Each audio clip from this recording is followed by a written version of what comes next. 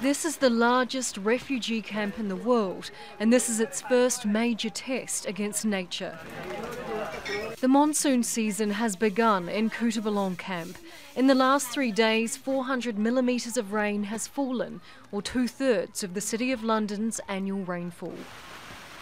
And this is what those rains have done to shelters in the camp. The Begums, a young Rohingya family who fled a military crackdown in Myanmar last year, must move again. They're one of 1,500 families displaced by landslides and flooding. Because of the rain all night, yesterday evening the hill wasn't steady anymore and it fell onto the roof of our house. We were very afraid and people had to help us to get out of our home. My baby is just 10 days old and it was in the cot when the earth fell over him.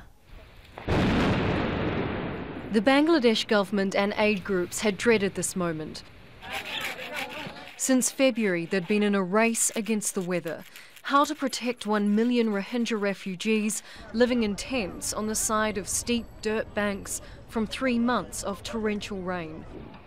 They relocated nearly 30,000 of the most vulnerable to flat land, while improving the existing shelters of nearly 200,000 others. That left more than 700,000 Rohingya to come up with their own solutions. Jani Alam is one. Al Jazeera met him in March, preparing for this moment. He used string and bamboo to build defences for his family. The coordination group for the camp says now time is up.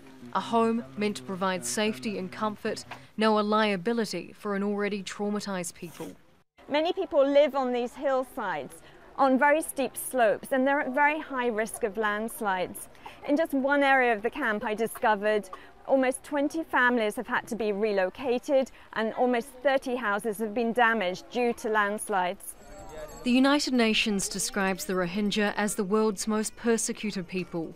700,000 have fled violence in Myanmar since August. The UN called it ethnic cleansing.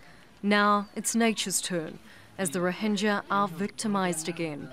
Charlotte Bellis, Al Jazeera.